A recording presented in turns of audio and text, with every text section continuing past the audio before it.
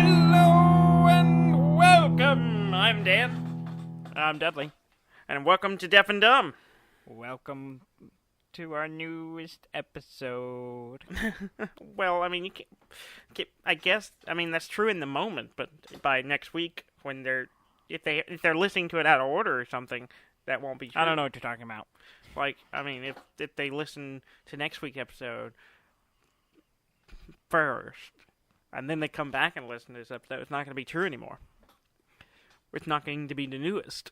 So you can't sit there and say, this is welcome to the newest episode. Welcome to the newest episode. Yeah, you didn't listen to anything I just said. I did. I just chose to ignore it. You're an anarchist, Dudley. Yep. I'm a rebel. Uh-huh. How was your week? It's been good. I just got back from hanging out with you this weekend, so it was all right. Yeah. He's a nice guy. Yeah, you're tolerable. Yeah, we did some stuff. Yeah. We went and saw Logan. Yeah, we saw the new Wolverine. The new Wolverine movie. That was fun. It was pretty good. I don't know how it fits in the continuity of the continuity mess that is the X-Men movie franchise. Yeah. None of it makes any sense. Yeah, it convoluted, but it don't matter. It's a good movie. But I was actually reading up on it, like, stuff, because I haven't watched some of the old movies in forever. So I was reading up on plots and, like, reading other people's breakdowns of the timeline, and basically they were like, well, technically it's two timelines, and one's, the old timeline, one's overwritten part of it, and, it's technically one big timeline, but it's just the overwritten part of it. But then I was like, I saw one guy's like, the only way you can make sense of the continuity of all the weird things that they have claimed in one episode that just get completely forgotten in the next movie is to say that there are 5 separate timelines. It's 5? Yeah. 5 of them? Yeah, because you have to have, because of stuff in the first trilogy, like, on how, like, Xavier and Magneto met supposedly at the age of 17, but they don't in the later time, in the later movies where it goes back to the prequels. Yeah. They meet much older, all this stuff like that. Stuff that, like them going to get Jean Grey in, I think, the third one at the beginning of it when they're supposedly younger, but they're still old, and but they, she's much younger in that movie than she is when, none of it makes any sense. So you have the original trilogy, and then you have, like, the new movies, and then you have Logan, who's off by itself as well, and then you have like parts of some of the movies, and it just none of it makes any sense. Like the Origins is like in its own X-Men Origins. Wolverine is in its own little thing. None of it relates. Yeah. It's all convoluted and makes no sense.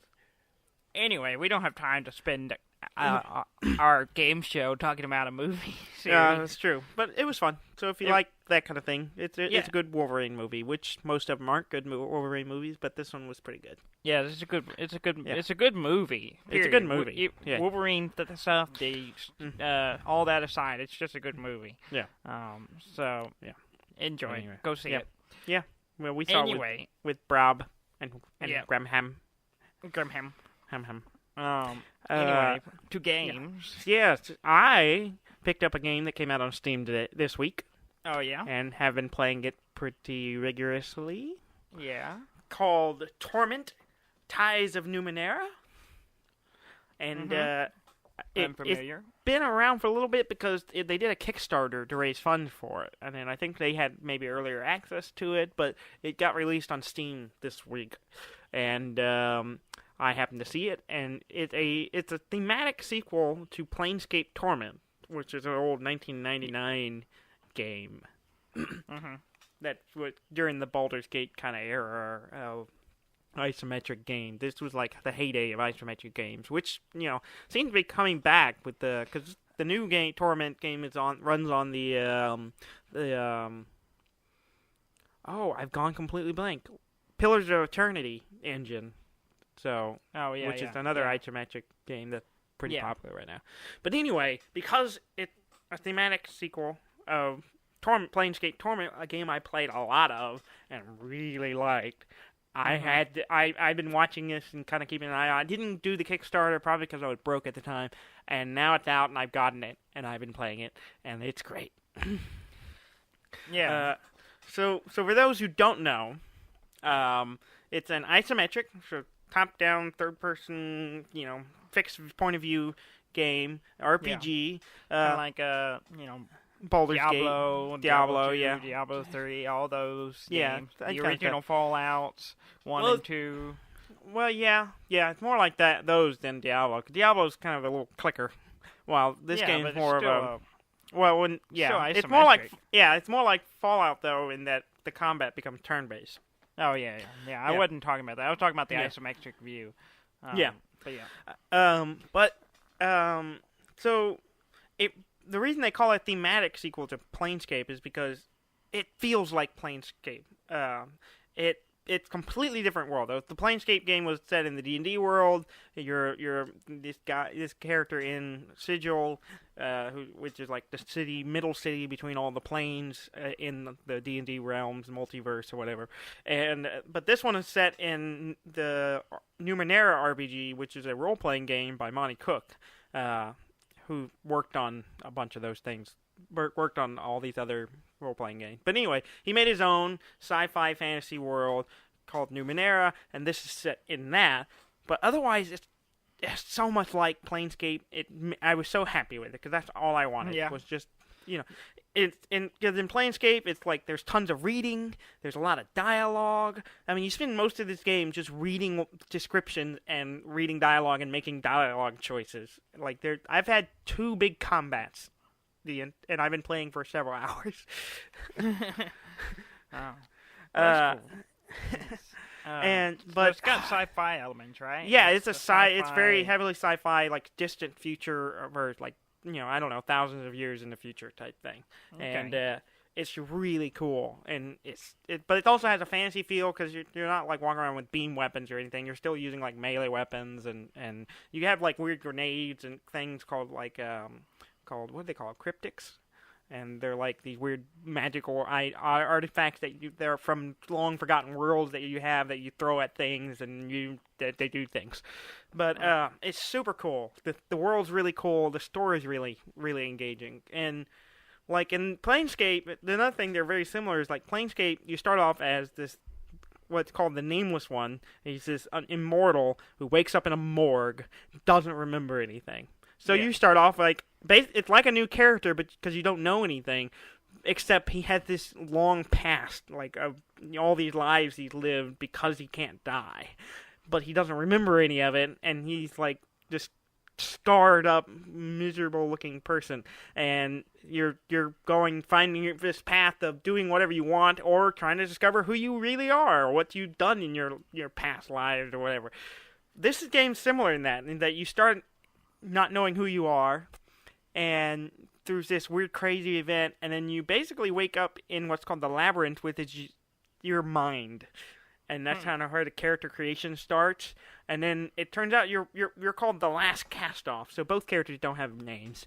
And basically there's a thing called the Changing God. It's this person, some kind of figure, and he's apparently been alive for thousands of years, and basically has been building himself bodies to put his consciousness in, and he uses that body until he either makes a new one that's better or is done with it or whatever, serves the purpose he was out to do, and then he gets rid of them. He casts them off, hence the name Cast Off. And so you're the most recent one, but there's also thousands of other ones that you run into, and you're all like, you're kind of going around, and you have little fragments of memories of when you were this guy, which also bleeds into all the previous memories of all the other bodies it inhabited. So you're constantly encountering things that you've experienced before, you look familiar, and you're trying to remember why. And it causes all kinds of cool interactions. You run into characters who know you, but as whoever the person you were pretending to be. And it's fascinating. It's fantastic. How is these memories represented in the game?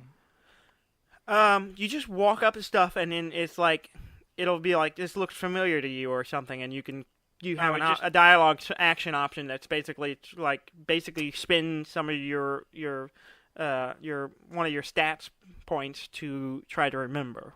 Oh, okay. All right. I was just wondering, because you were talking about memory and stuff in there, and I was wondering how it was represented. I knew the style of the game. I just didn't know how it played out. Yeah. That's interesting. Yeah, and it's super cool. And there's all kinds of things I'm learning as I play, and learning more about the world, and learning about the system. It's a really cool system in that you have 3 stats: might, speed, and intelligence. And those are the stats you use for anytime you do a specific, like a skill check of some kind. It's based on those stats. And what you do is you have so many points in it, a maximum point, until you can level up and raise it. But as you do those things that require, like, say, intelligence, you spend points to up your chances of success at whatever action you're doing. So if you're trying to remember something, it gives you the option of how many points you want to spend out of your pool to help increase your chance of remembering something. But then those are spent until you sleep. So the more you do those actions, you got to go and rest to get them back. So you can't just keep doing, even if you're really good at something, you can't just keep doing it and you eventually exhaust yourself. Yeah. And it's really cool. And then there's the thing called the tides, which I didn't know what they were, because I would just perform an action, and then suddenly I get this message saying, the gold tide has risen slightly, or the silver tide, or the red tides, and I'm like, I don't know what that means. And I was looking at my character sheet, and I couldn't find anywhere that showed the level of the tides.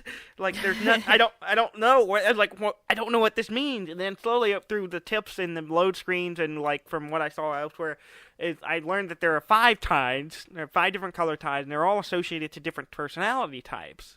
And so what's happening is that when you perform an action that kind of conforms to one of those personality types, it rises that trait in you. And then I realized also that my character's background image, the background in my character's image on my character sheet, is pulsing and glowing whatever these colors are, whichever ones are the dominant colors of my personality. So that you kind of see how your play style is playing out based on how you use that character. And so it's not like alignment, but it's more like just personality traits. So what kind of person is this character is based on. And I don't know how it affects the game at all. I don't know. I'm sure it affects something, but I don't know what it is. I haven't got far enough to see. Yeah. But I'm loving it. I love this game. It sounds like an interesting game. The concepts are all fascinating. And I vaguely remember Planescape. I remember the game, and I remember elements of it. But I don't know if I ever actually played it. So it's kind of one of those, like, I remember stuff on it, but I don't know if it was just because I watched you or Robert play, or what the deal with that was. I just remember it being weird. I know Brob and I both played it pretty heavily. I don't remember. I don't remember. But I played it a lot, and I find myself, it feels very much like that game. But it's also fresh because it's a completely different world. It's all new ideas, new stuff, new story. But it has a lot of similarities, a lot of, like, motifs, I guess, or just themes. The themes and feels of the game are very similar, and which is awesome. I'm really impressed that they've been able to pull that off while also doing a completely different universe and different story. That's cool. I'm gonna keep playing it. I'm really enjoying it. Kind of what I've been in a mood for something like this. I just hadn't found it yet, and then this game came out. You found it. Yeah, this is exactly what I wanted. This is exactly what I wanted. I needed to influence those tides, Dudley. The tides. That's cool. I was playing an old game. And I talked about it. I've been playing Diablo 2 still. I was started playing that last week, and I played it almost every night. I would get home and play it for a little while. Yeah. But that's probably come to a stop for the moment. Why is that? Because things have changed. Oh, yeah. Okay. Things have changed for you? Things have changed. What has caused this switch in your motivations? A new device has come into my life. Oh, yeah? And has changed it. For the better, I hope. Yeah. Put me on a new direction. I was there for the taking on of this device. Yes. So I did end up getting a Switch. I almost didn't think I was going to get it, but I did get it. Our buddy Graham Graham. Did get 2 of them. We had a whole thing Thursday, where we were texting back and forth because GameStop is weird and stuff happened with the pre-ordered and we weren't sure we were still getting it. So I was like, I've been excited for a week for it, and I finally was like, okay, I might not get it, so I may have just got to rein it back in, it'll be fine, whatever. We knew this was a possibility, and then all said and done, it turned out everything was fine. So he got it Friday, I got it from him Saturday after we saw Logan, and we opened it, and that evening, or that afternoon, and I bought the 1-2 Switch. Yep. So we could play it. So me and you could try it out. Try it out. And So what's your first impression on the device, on the thing? What do you think? I liked it so far. Yeah. It's different. Like, it's small. It feels weird because it's kind of like it is different. a tablet. It's small. Mm-hmm. It's very tiny. I mean, it's not much bigger than my cell phone. Mm-hmm. Because I have the iPhone 6s Plus, so it's big. Yeah. So, I mean, I got it right here. If I take this and I hold it up, it's only maybe an inch bigger. Yeah. All around. So it's an iPhone 6 Plus. Plus. Yeah. It's an iPad Mini. Yeah. So it's probably it's about the size of an iPad Mini, really. Yeah. So I got that, and then the controls are interesting. Yeah. So far I'm fine with them. I like the idea of switching between them and all that. Yeah. The only problem I've noticed is it comes with little attachments. So when you're just playing with just the half the controller, the so controller. if you're doing multiplayer or something like that, that's a little awkward getting on and off just because it's small. Yeah, I that bugged me a little bit, and then I got it on there at one point, and we couldn't get it off, and I was worried. You had got it on too far, so it wouldn't come back off, and I had to kind of use some force to get it off. Yeah, manhandle it a little bit. Or woman handle it. I mean, we're all handle it. Person handle it. Yeah. But yeah, when you put the controls in the little handheld thing, so you got the controllers on the side, and it feels good. Like I'm holding it right now. It feels pretty good, like that. Now it gets a little uncomfortable if you're holding just just the Switch tablet part in portable mode. In portable mode, yeah, that's a good way to put it. I can see after a little while it would get to where it gets uncomfortable. Yeah, but you can also take it and set it down, take the controls off, and just hold them in your hand without the attachment or anything, and just have it sitting in front of you. So that's kind of cool. I noticed that too. Like, you let me play it some, and I played, I don't know, for an hour. I was sitting playing it in portable mode, and I did notice my fingers getting a little numb, a little uncomfortable, but it wasn't bad. It wasn't. No, it's worse than the. Oh, which one was it? One of the handheld was pretty bad about your hands cramping when you. Oh, like the Game Boy SP was pretty uncomfortable. Yeah, one of them was not so little and. Yeah. It's better than that. I think, the game, But the TV mode, I put it on there in the little docking station and connects to my TV. Looks great. Yeah. Plays great. I spent the day today playing Zelda. Which is good. Yeah. I mean, I barely done anything in the game, but it's really good. That's what I spent like an hour playing, was that Legend of Zelda Breath of the Wild. I don't want to talk. Yeah, Legend of Zelda Breath of the Wild. I don't want to talk about it too much because it's one of those things I think it's best to experience it. Yeah. There's a bunch of new mechanics, new puzzle solving stuff. Yeah. All of them always introduce some new thing. Yeah. And I only scratched the surface of it. But the biggest thing I want to talk about, the size of it. Yeah. It's huge. It's huge. And it's open-ended, so it's like, it just throws you in, doesn't really tell you It kind of gives you a vague sense of direction, but you really don't have to go there. You can just kind of explore, and it's kind of interesting. It's Zelda, and it has all the things of Zelda, grass cutting and all this stuff. It has all those elements. It's just bigger and more RPG elements, and I'm really liking it. I agree with all of that, and I didn't, like I said, I only played like an hour maybe, and but you were kind of watching me a little bit, and there was one point where I did a thing, like something that, should I say what it was or just let people figure it out? When I picked up the weapon and then swung it at. Oh yeah. You were you cut a tree down. I picked, there was an axe, I picked it up, and I was just like, oh, cool, and like, there was some trees there, and I walked over, and you were just kind of watching me, and I just walked over, like, and I just went, wham, and it notched it, and I hit it again a couple of times, and it fell over, and you were just like, we both were just like, what? Yeah, you can cut it's like, trees what down. Is this, Minecraft?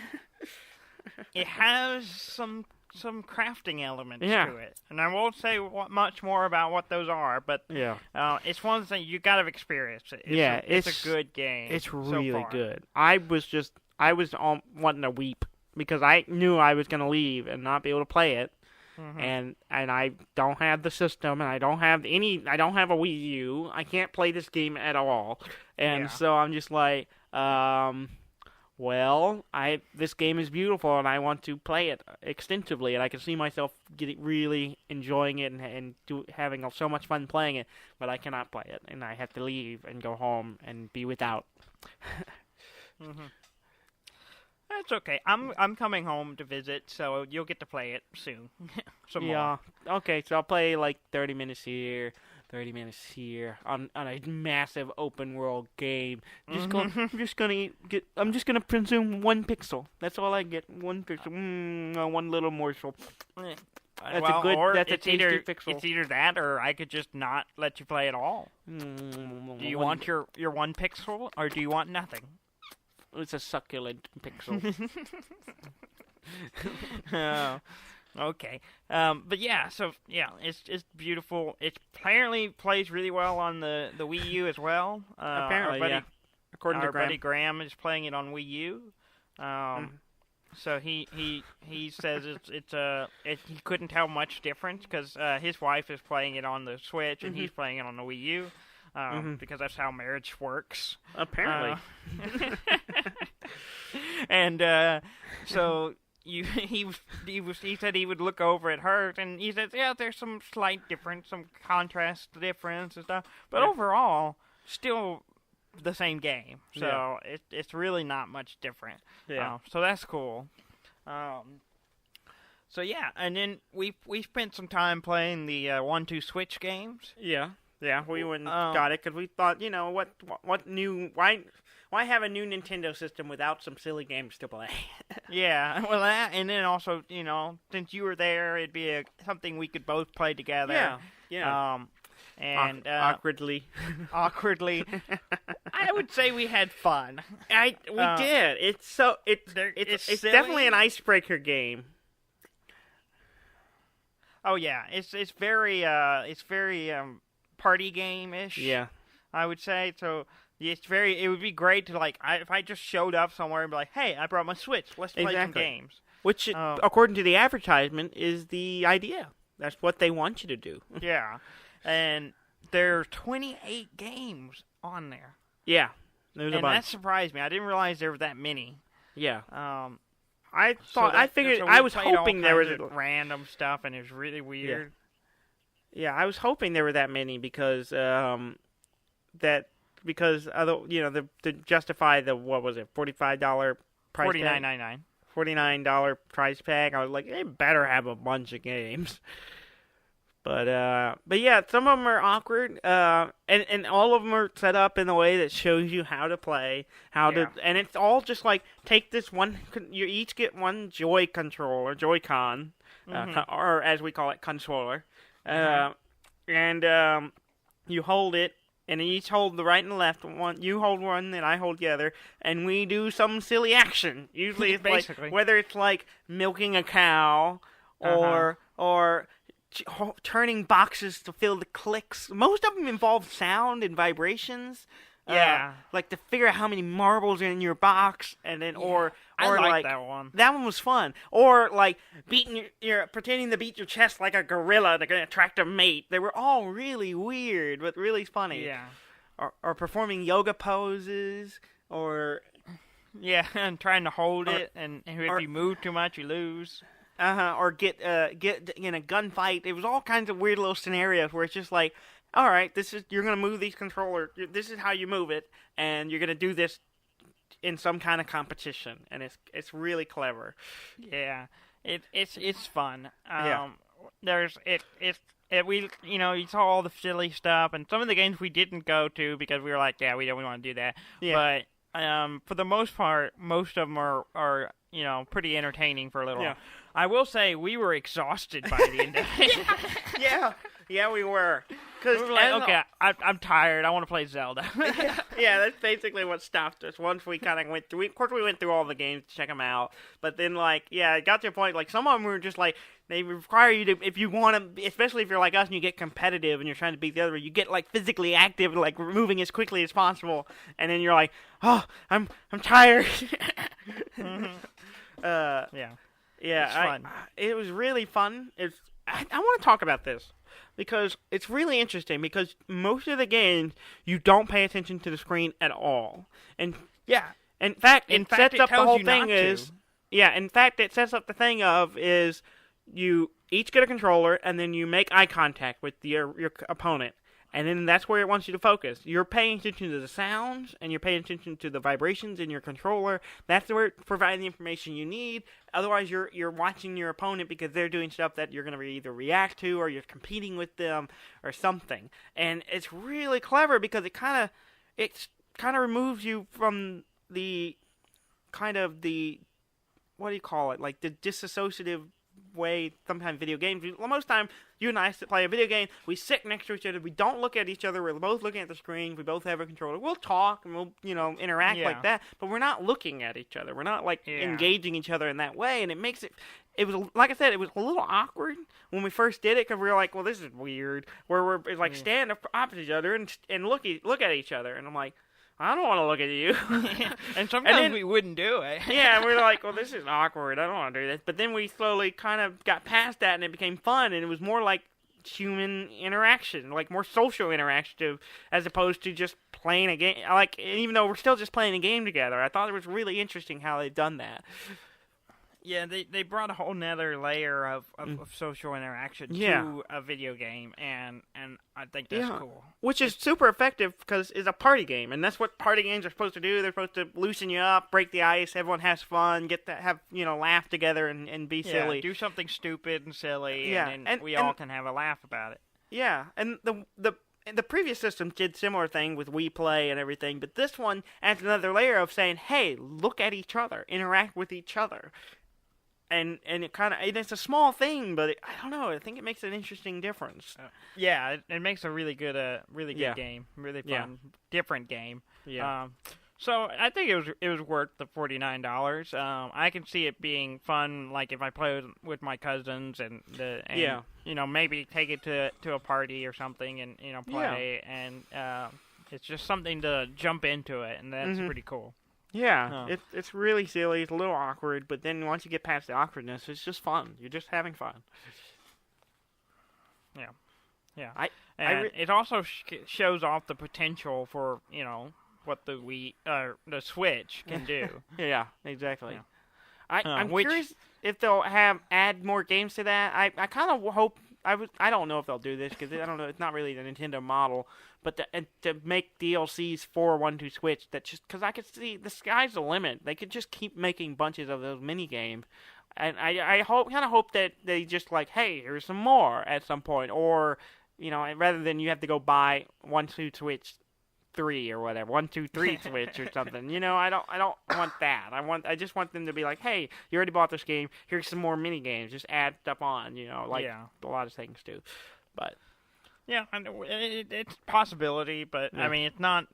Nintendo hasn't been known for doing that, but then again, they haven't been known to be doing DLCs either, and there are DLCs coming for Legend of Zelda. So, oh yeah, so who knows? I didn't know that. Yeah. There's a season pass, and you can get that's like $20, and it's gonna add like 3 new things later down the line. Oh, So, okay, cool. Yeah. So that's cool. New challenges and new stuff. So Very cool. Okay. Did you play anything else? I did. I did Oh, play. okay, yeah. I played a board game with our buddy Gary. Yeah. What's the name his of the game? his brother Josh. We played a game called Cry Havoc. It's a new board game. It's a board game he got. It's an asymmetrical war game with minis. Oh, okay. Asymmetrical. I got it. Yeah. Do you know what asymmetrical means? I do know what asymmetrical means, but explain it to our listener. An asymmetrical game is where it's a game where you're playing, like a non-asymmetrical game means everyone's playing the same the same roles, the same, everyone has the same abilities. An asymmetrical game is where each person is playing a different faction or character that has different abilities or cards or something that's different from your opponents, but they balance out in some way, but they're not exactly the same. So in the Cry Havoc, the board is just like a planet, and it wraps around. There's like several points on the board that loop. When you go off, you loop back to the other side of the map of the board, and it's an area control game and you play there's 4 factions. There's the humans, the pilgrims, the robots, or the machines, I guess, I don't know. And then they're the natives. I think they're called trogs. That's what we were calling them. I don't know if that's actually what they're called in the game. I think they're called trogs. They're called what? Trogs? Trogs. Yeah, Trogg. How do you spell it? Trogg. Okay. That's weird. But and what's happening is you all start in your little corner, and you start generating soldiers and units to fight, and then you can also build structures, and then you're capturing zones like Risk, where you're capturing country, you're capturing little sections of the board, but by fighting the Trogs, which are natives, and you move into a region, and there's a little card that flips that tells you how many Trogs are going to be there and how many crystals on there. Crystals give you victory points by controlling the region that they're in. You get victory points, and then you're taking regions and you're just fighting each other and fighting over these regions to get points and to get crystals that give you more points. Yeah. And you go 5 rounds normally, unless you're like me. I was playing the machines, and I was advancing pretty quickly, and I was gaining enough points that we were skipping around. Like, if you gain over so many points, you skip you knock a round off the game. It accelerates it. So if you're progressing really quickly, it shortens the game, which is kind of clever. And but yeah, and they're all very different. Like, the humans kind of humans, and they're like kind of normal guys.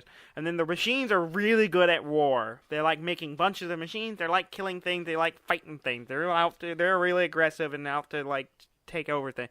And then the pilgrims are kind of like these weird 4-arm alien slug guys who kind of take areas but try to just hold on to them, and they can do stuff to generate more crystals within and generate more resources within the region they cover. And Gary prefaced the game with, we've played twice, or I don't know if he said twice, but every game it's either been humans or machines have won. Like, the pilgrims never win. They said no, it doesn't win. And then so they were like, they're hard. I don't know if they're hard to play or what.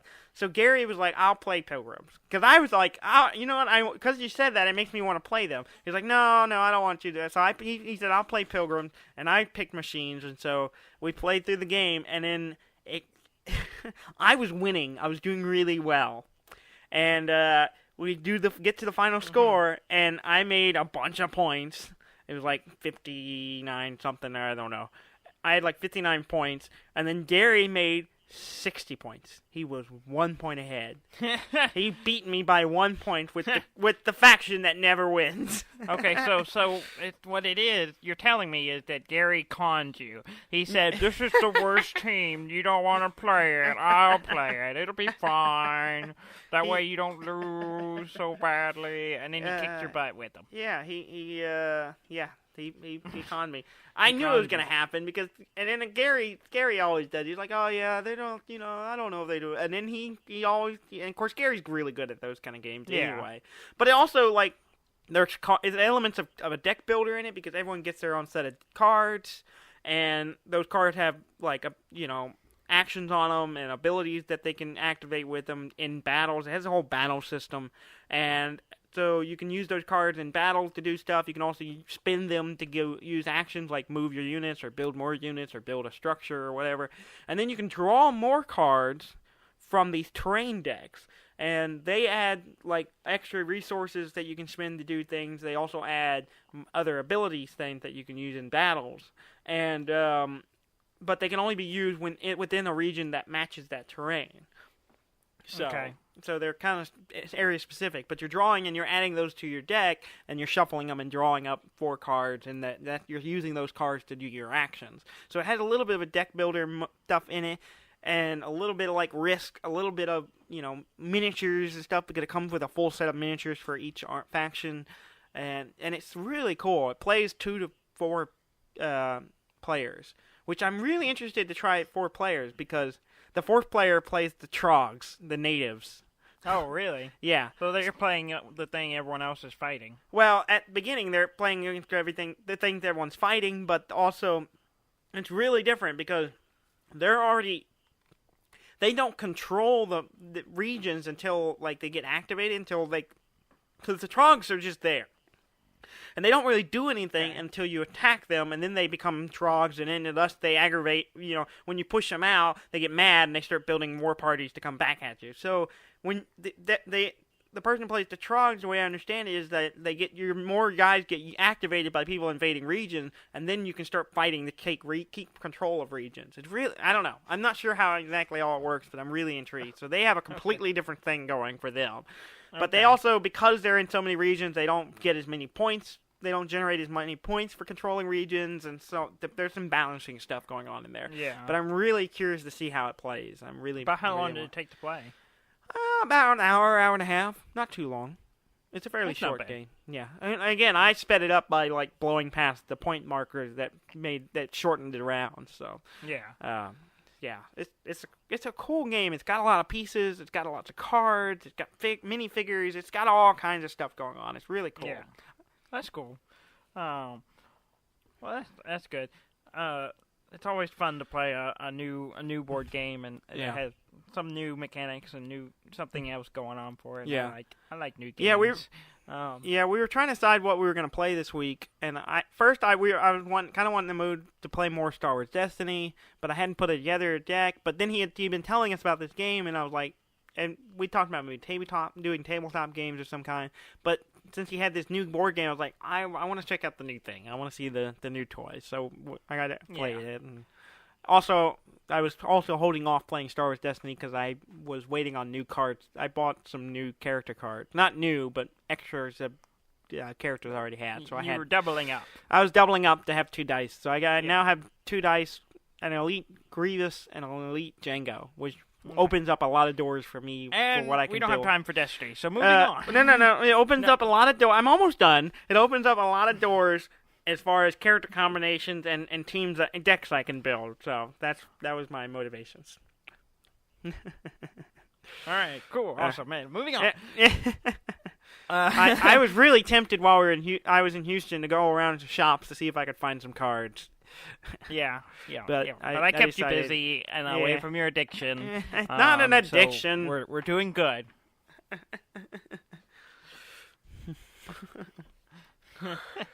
I got something else new. Oh yeah. Something else you want to hear all about and don't play. I mean, yeah. Well, I have news I want to get to. Okay, but really quickly. All right. With my cards, the reason I ordered cards, I wasn't planning to do it yet, but I was putting in an order for a Guild Ball model that came out last week, and Yeah. so while I was there, I grabbed some new Star Wars cards. But I got Brain Pan and Memory, a new model for the Morticians, and Yeah. it's this cloak hooded figure named Brain Pan, and Memory is a puppet. He's a little puppet that he controls. So it's two models, but they only count as one model. And so Memory is this little puppet, and he doesn't have any actions on his own. All he can do, well, he doesn't have any character plays. He has no move. His jog and sprint stat is 0. But I'm really excited to try him out because he can move. He can do a 2-inch dodge after every character activates. Every other player on my team activates. So he gets like free moves constantly, and then you can send him over and use him. And my Brain Pan can spend points to make him do things like fight something or take the ball or kick the ball it's gonna be really wild. I can't wait to play him. I was assembling them before they started doing the show. I was putting them together, and I'm excited. Yeah, I got the text message with your pictures in it while we're just about a minute ago. It looks great, doesn't it? It's a cool model. I didn't look at it because we're doing the show. Come on. Oh. Don't have time, Daniel. I'm doing a show. You could look at it real quick and comment on it. Okay, let me look real quick. Hang on. Yeah, pull it up. Pull out that phone. I'm pulling it up. Okay, here we go. Yeah, it looks like a Reaper dude with a puppet cross thing. You know, they use in the puppet the little and then you got a guy where the strings are attached. Yeah.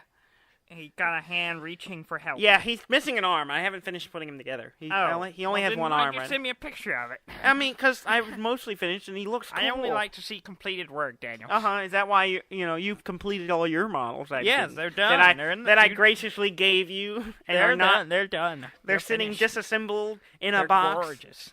No, they're not. They're not. Yeah, they're finished. You got to stop lying to our audience, Dudley. I'm not lying to nobody. Yeah. Oh, because we have no listeners? Is that what you're saying? No. We have lots of listeners. Just I'm not lying to them.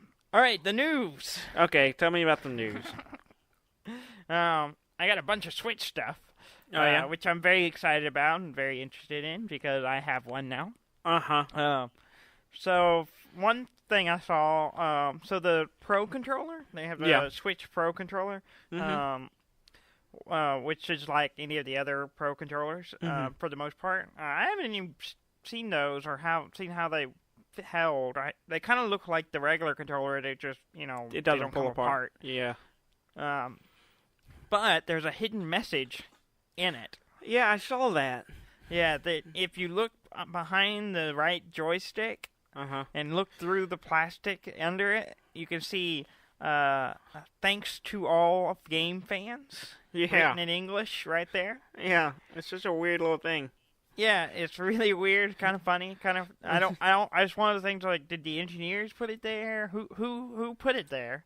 Yeah, that's what I'm curious about. Yeah, and did they expect you to be able to see it there, or is it printed on a board somewhere in there or something? It's written. It's really hard to see. Yeah. Like, if you don't know to look for it, you probably wouldn't notice it. Yeah. Because it's right where it's located. It'd be under your thumb, so it's not like a spot you're looking all the time. Yeah. So it's kind of interesting. It's kind of cool that they snuck that in there. I assume they got permission to do it. I'm wondering if it's just something that's on the board in there, and that's like they didn't expect you to be able to see it there, and that's why it's kind of in a weird spot. It's like, or maybe they did. I don't know. I'm curious to hear the story. I think they did because the way it's placed is right on the edge of the Joy-Con. So if you pull it back and look at it right through at the right angle, you can read it. Oh, okay. It's not like it's hidden because the plastic is kind of real dark and translucent, but so you can kind of see the inner workings, but very faintly. So it is I think they did it on purpose. Yeah. So that's cool. Okay. Yeah. I'm curious to hear if they'll say one way or the other. Yeah. Also, the Switch cartridges taste bad. Yeah, on purpose. You've heard about this, right? I've heard about this. I haven't tasted mine to see what it tastes like. When we got back to the house, I opened up the 1-2 Switch. I I smelled it. I didn't lick it. I wasn't gonna lick it, but I could get a hint of something, but I didn't. I couldn't tell. I couldn't tell you if it tastes bad. But I've heard, it tastes terrible. It's got a real bitter taste. Apparently, yeah. They have the name of the stuff they put on it. Are you gonna butcher it? I'm gonna see if I can say it. You're gonna butcher it. Huh? You're gonna butcher it. I'm gonna butcher it, but I'm gonna try. Here we go. Okay. Here we go. Denatonium benzoate. Benzoate? Denatonium benzoate. Sure. Well, let's go with that. I don't think that's right. Benzoate. It is the most bitter chemical compound known, commonly used for a virgin agent to prevent accidental ingestion. So the Switch, that's why they coated the cards with them. Yeah. To try to keep kids from eating them. Yeah. Well, that's clever. It is clever.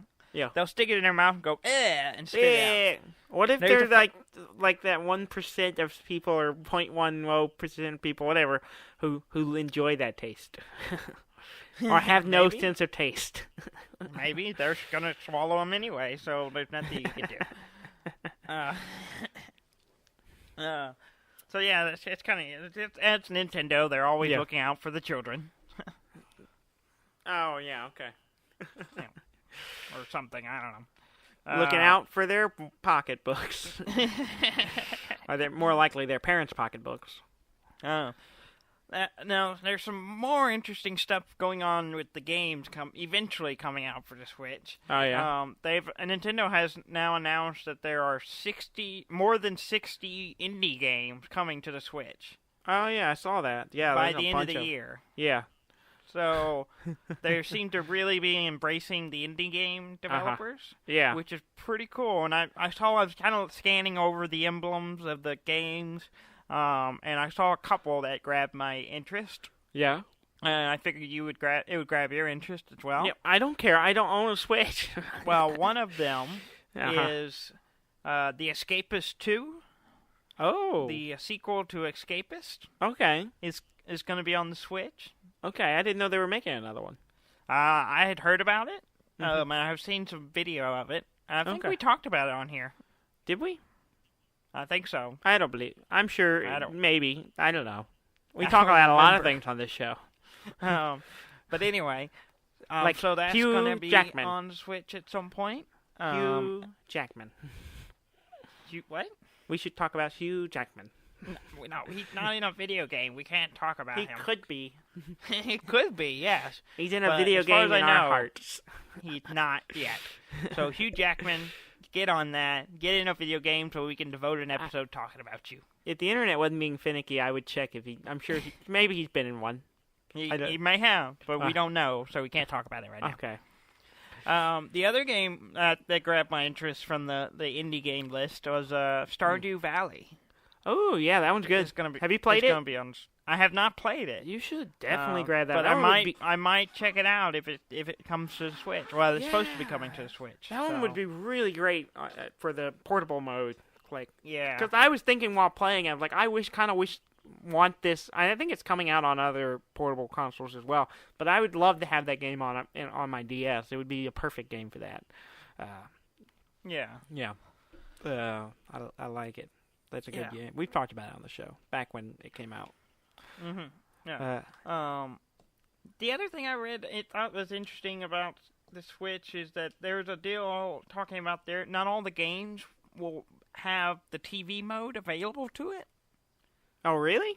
Yeah. So you can only play it in portable mode? Yeah. There's at least one already. Really? It launched in Japan. It's not out in America, so I can't play it. Yeah. But it's a ported game as far as I can tell. It was a game that's been released on like iPad stuff and tablets. Okay. But it only runs on portable mode? Yeah, it only runs in portable mode because it only uses the touchscreen. Oh, it doesn't use any buttons, so you can't play it while it's docked because you can't touch the screen. That's something I didn't think about, is that it has the touch interface, which could be heavily used in some games, but you cannot utilize it if it's docked. That never even crossed my mind. That you you can't. That's another thing you lose. You either get big screen or touch screen. You can't have both. Yeah, which is fine, I think. I mean, it doesn't bother me that you can't do both, and I don't know I mean, I kind of had the thing with the Wii U where it's like, it would be great to have the Wii U screen and you interact with both, like have your inventory on the Wii U screen is what I always wanted, but it never really did that. Yeah. I am curious how that like the new Zelda game, how it plays if you play with the Wii U screen, if it just shows the same thing or does it actually show something else on your screen. I don't know. I don't know either. I'd have to. That's a question we'd have to ask Gramham. I'll have to ask Graham. Gramham, you know the question. Give us the answers. Yes, and we'll report back in a Buddy Graham report. Next week. No. A BGR. No. It's a teleham. A teleham. Hey, we're not calling that until you come up with a theme for it. It's teleham. The theme will be oink. Why is it a pig? Ham. Are you saying he's portly? No, he's not. But it's ham. See, you're not selling this for me. I'm totally selling it. The listeners are on board. I can feel it. I can feel it in my bones. If you are on board with the teleham, send us a message on Twitter or Facebook. Really, we only need one vote, and that's Gramham. Graham.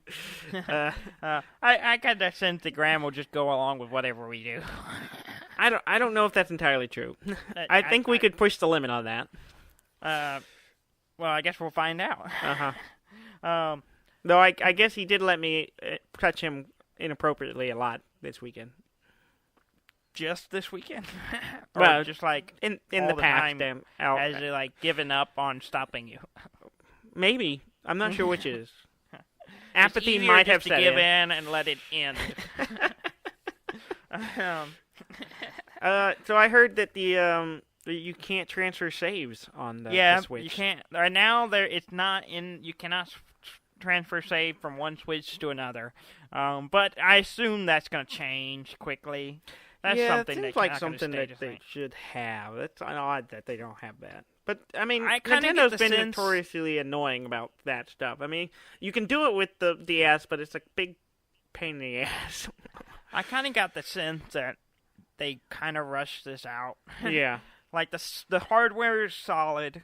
Everything about that is good, but the interface is very basic. Minimalist is what I would say right now. Very basic, not a lot to it, which I actually like. It's not, so much stuff that just there, and I'm like, I ignore half the stuff that's on the PlayStation, half the stuff that's on, when I was on the Xbox 360. Yeah.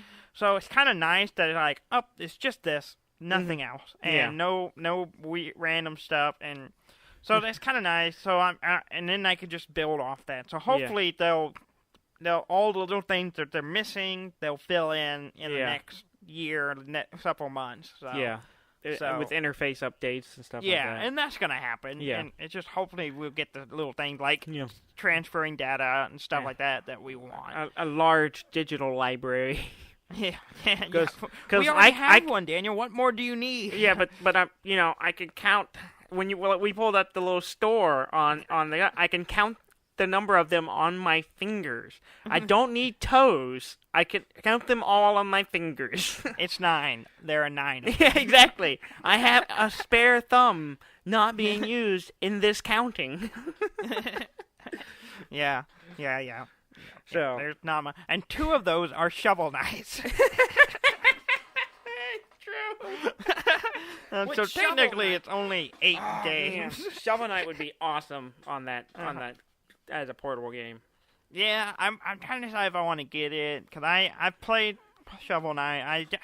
I've never finished it. Yeah, you should. Wait, no, I think I did. I beat it once with the regular Shovel Knight. And I haven't done through the other one. Yeah. So I might eventually get it. Yeah. But after I finish Zelda, see, that's the thing. I have no desire for any other games right now. I gotta do Zelda for the next month, and then I'll start branching out. I desire Zelda, but I cannot have Zelda. So I will just play the Tides. We have a few announcements. Oh, okay. Do we? Yes. I guess we... So, Overwatch. Oh, yeah. Yeah. New character announced. New character. Yeah, I was telling... I got to inform you and Brob about it because apparently neither of you had seen it. Yeah, I'd been on I hadn't read any news at the time, so I didn't know about it until you showed me the video. And, it looks good. Orisa. It's Orisa? Orisa is the name of the character. It's a big old robot. Yeah, big tanking robot. Yeah, the big old, big centaur. Robert had the best word for it, centaur legs. It's like, big... at first I thought they were kind of spidery, but there's only 4, so centaur legs, and it looks good. Rob and I were talking about worrying about it being OP, but it looks is overpowered. Yeah, they're gamers, Dudley. They know. I'm trying to embrace the non-gamers too. Okay, but but oh man, it looks cool. She's got a machine gun that has a really good range and real good accuracy, and she's got this kind of suctioning together grenade thing that pulls everyone inward. Yeah, kind of like Zarya's gravity thing, but a little different. More like ties them together type thing. And then her ultimate is like an area specific power up that kind of gives everyone damage boost within this one little circle sphere. So I see her looking. She looks like a lot of fun. She's on the PTR right now. So the playtest region. But okay, I didn't know what that meant. Yeah, the playtest region right now. And I'm a gamer. And so you can check her out there if you want to. But I like kind of waiting for them to launch her. So I assume she'll be out into the general public soon. Pretty soon. Yeah. So I'm looking forward to checking her out. She looks like a lot of fun. Yeah. And she's got a cool little backstory that you can go watch a video of. So. Yeah. Go read about that. We don't have time to cover it. Go check it out. Yeah. Orisa, new character. Go do it. Yeah. And then the other thing, the people who make Battlefield 1 have announced 3 more DLCs for it. Oh, yeah? Yeah. 3 more? So they just had the French one come out recently. You shall not pass, something like that. No, that's Gandalf. I know, but it's along that same line. It does it integrate Balrogs? I don't know. I haven't played it. But it introduced French soldiers and all that stuff. Very cool. But the 3 new ones. There's the first one on the list is in the name of the Tsar. The Tsar. Star, is that how you say it? Yeah. The T is silent. The T is silent, I believe. Oh, Tsar. In the name of the Tsar. Yeah. It's a Russian winter. Adds adds Russian kind of soldiers and winter maps. Winter maps kind of thing. Winter maps. Yeah, winter maps. Yeah, that sounds cool. Yeah, so that's interesting. You see what I did? See what I did there? And then the next one. That's cool. The next one was called Turning Tides, and I know very little about Tides. The Tides. Yes. Based on the picture, it looks like some kind of naval or water battle.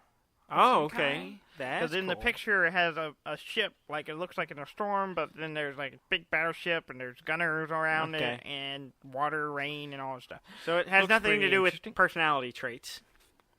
No, nothing at all to do with colors or personality traits. The shifting tides. Yeah. And then the final one, I assume final. I don't know if it's the last one, but it's Apocalypse. Okay. And the quote on it, it says most infinite battle of WW1. The most infamous? Infamous, yeah. And the picture doesn't show much. It just shows an extreme close-up of a gas mask, and you see a reflection of flames and little figures in the flames. And that's all you see. Okay. Doesn't really give much. That's interesting. Okay. So I'm curious about that one. Yeah. I haven't been playing Battlefield 1. I like it a lot. I need to go back playing it, but I have so many games, Dudley. That I know. I got the Tides, Dudley. Yeah. So I try to have like one single player and one multiplayer I play, so I can play with people and then also go back and play my game whenever I want. I have like 3 or 4 multiplayers right now. Yeah. And then I have, Zelda, and I just, it's so hard. It's too much. It's so hard having so many games. It's a hard life. It's a hard life living the gamer life. Too many games to play and not enough time. Yeah. Well, we probably should wrap it up pretty quick. Speaking of not enough time. Yeah, we're filling up the times. Yeah.